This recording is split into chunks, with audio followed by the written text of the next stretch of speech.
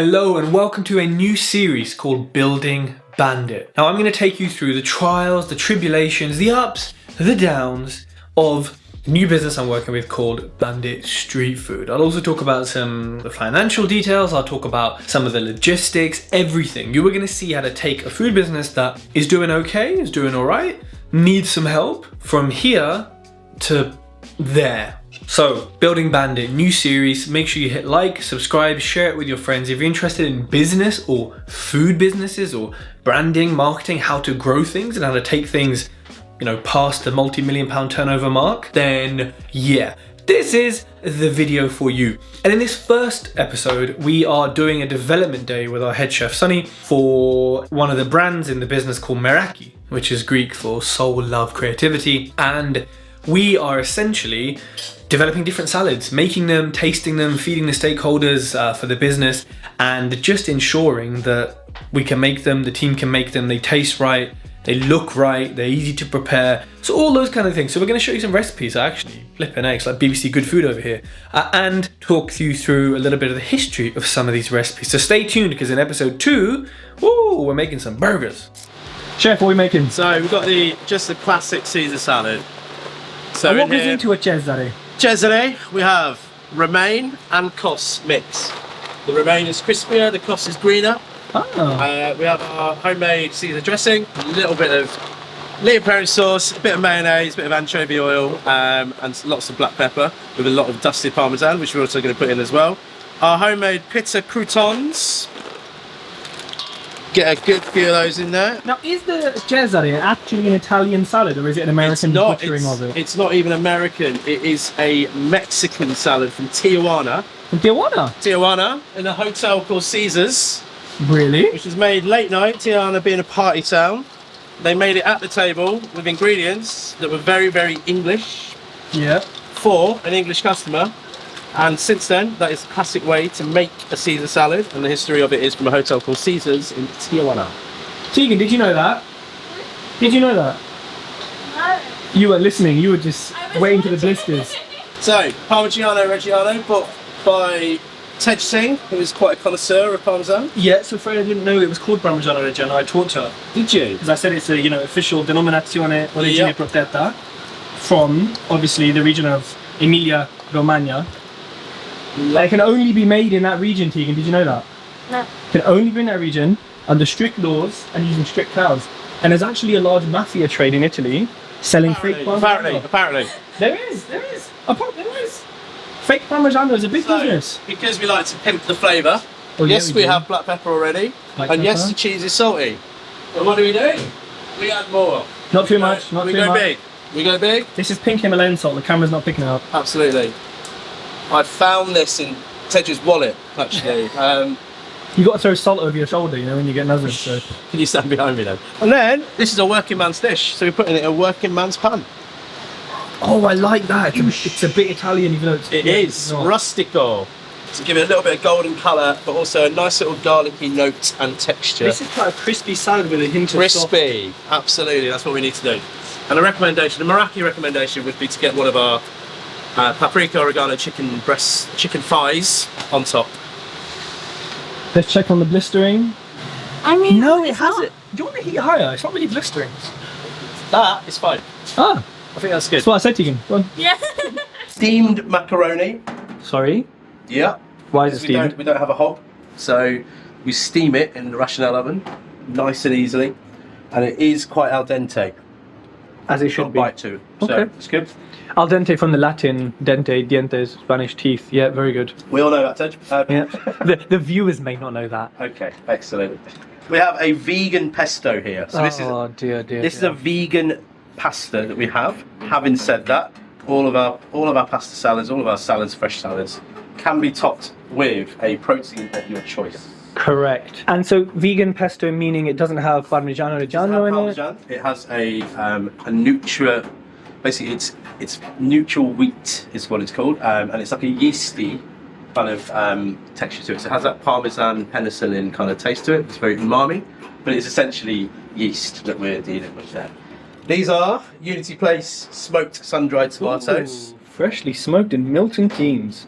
There we go, the MK smoker. As with everything we do, we must season. Bit of pepper. A bit of pepper, just to sprinkle over the tomatoes. And Ted's favourite influencer. Get out of here. And drizzle, drizzle, drizzle. Ooh, some PDO olive oil as well. So it is, thank you, it is PDO. Yeah, very good. From Bari. Ooh. And everything mixed with hand, is that because that's how love is transferred to the How food? love is transferred to Through fruit salad. touch. Yeah. This is a rustic offering that we are doing. And this is one of the Meraki salads. This is a Meraki salad. Oh. So this, to be honest, is probably geared towards somebody who is hungry but fancies the salad. So this is your Carbies, Yeah, for the exactly, carbies. Carby veganies. There is another couscous or fricka grain salad that we're going to be operating with as well. But these two would be essentially the two that you would use. So in here is lemon, olive oil, salt and pepper. And a fork as and well, a yeah. fork as well. Nothing crazy in this one. Steamed green beans, toasted off some almonds yesterday. Little badam, okay. Little badam. Make sure the beans are coated. You essentially want the beans which are full of water because they haven't been grilled or fried. So all the water content is still in there, which is a healthy part of the bean. And that, to me, in terms of a rustic dish, it's very simple and very, very healthy, is steamed green beans with flaked almonds. To garnish this, however, Oh, I was going to say, I feel like there needs to be a rani. Johnny is coming. More of the almonds, for sure. God damn, just spending What money. contrasts white? Black. There we go, hun. What we got? Nigella seeds, poppy seeds, chia seeds. Black sesame seeds. On top. Oh, Asian flex. A little bit of an Asian, a tip of cap to Asian. Now, do you think that's enough that customers are going to want to buy green beans? No, as an accompaniment, we've got to remember, we've got a protein as star of show. We've got a very articulate salad, who would probably match it as well. General spending behaviour will be, let me buy something that I'm familiar with. If you're going to take the breach, if you're going to take the step, something like green beans, something like broccoli with chili, turmeric cauliflower, something like that as a standard. Operationally, great for the team as well. Okay, and what is this? Just a sprinkle of sumac on top. Ooh, I the believe best. in a little bit more colour than just that. And that is it, simple as that. And what is a Greek salad? What does it consist of? So, onions, tomatoes, olives, manzanilla olives, some cucumber, some fresh oregano, and a lemon and oregano dressing. So, this is 3 cucumbers. We'll keep 2 in the mix, 2.5 in the mix, and leave half at the end, just in case you need to up your presentation. We will pop in 500 grams of olives, Greek olives. Greek olives from Greece. Got a mix between Ooh. red cherry, which are a deep flavour, and yellow, which are a sweet flavour. Ooh. Yellow is expensive, no? Same price. Oh. I assume they're not Bionello tomatoes from Napoli, no? We're going for a Greek salad, aren't we? So, Good point, good point. Fresh lemons instead of lemon juice. Wow. just to season her up. We also need, not just for colour, but for sharpness, we need a bit of red onion, fairly Ooh. liberal amount of red onion. Oh, yeah. So this is going to have heat to it. As soon as the lemon touches it, it turns sweet. And that's due to a chemical reaction called... Go on. The enzymes are digesting the chemicals that make onion bitter from the lemon. They are. Correct.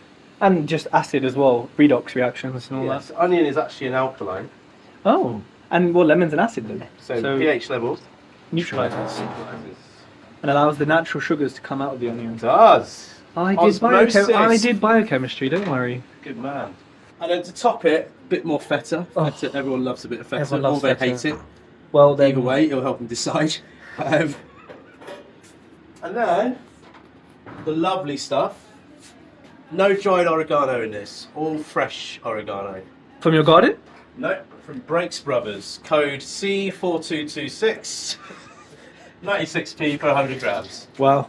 So we have a chickpea and pepper spice salad with some homemade croutons, fattoush is a Mediterranean-Arabic salad that is made with dried, stale pitta croutons. We are using dried, stale Greek pitta croutons and putting some pitta croutons in the salad with some Greek flavours as well. Now, are they going to lose their crispiness being covered in liquid? They are not, because they are dried to buggery. They are, and they're too thin to absorb liquid as well. With the pitta being so dense, Yes. it holds up against it. We could do a bit of a taste test. So this is covered in pomegranate molasses dressing. Lovely. Oh, wow. Crunch for them, boy. And you have real pomegranate, whole pomegranate, very expensive. The garnish. Okay, good, yes, that'll last a couple of weeks. Yeah. No, I'm joking, food safety. No joking about food safety. This is a pomegranate molasses dressing. Lovely. Whole spinach leaf and rocket. And rocket for bitterness, because it's going to be spicy and sweet. Hopefully, we get a bit of colour here. So what you want is some croutons in here that will soften slightly. And then some croutons on top to give it some crunch. We already have crunch through the chickpea. I've left these whole so they have a little bit of a bite to them. We put fresh peppers in that have also got a bite. So this is a texture-based salad. It smells very nice. Lovely. So Sonny, what is this? This is a harissa and quinoa. Sorry, harissa roasted squash and quinoa salad. Is that quinoa cooked? Quinoa is cooked and chilled. Again, something grainy and substantial to fill somebody. I feel like quinoa's not the easiest thing to cook compared to couscous. It's a bit of It's a, not. you know. However, the health benefits of quinoa versus couscous Yeah, true. Couscous is literally pasta. massive. And what about as a restaurant business, the labour for quinoa? Is it you know, something to consider? It's pretty easy. It's about a 6 minute to 7 minute cook in boiling water. Oh. However, Tej, the businessman part of me, this quinoa comes in already cooked. Indeed it does, isn't that right, Serene? Cooked. Eating on the job. Ooh, the colour on that. Yeah. Needs a bit of green maybe, which, yeah, it's fun. So pumpkin seeds that go well with squash, same family. Because they're from the inside of a pumpkin. Sunflower seeds to surprise them because they think they've got quinoa. And then it's nice and crunchy. Yes. We need texture in there because it is all soft, isn't it? It feels smudgy. 100% we do. Then we have some sumac already mixed in there. Oh, but we need a little on top, surely. A little bit more of a parsley. Is that because we have a massive box of it or for... Touché. And some mint teared up as garnish. Ooh. We then drizzle with our garlic harissa. Oh, that smells so good. Oh, now we're talking. To moisture. And I'm gonna leave it there. Yes, chef. Okay. Hey people, there we have it. You have just finished episode 1 of Building Bandit. I hope that was useful. I hope it gave you some insight into the business, the figures, how we do development days in food businesses, what it looks like in the back end, and also some insight from a real chef, because I'm just a home chefers, you know, I'm not a professional like Sunny.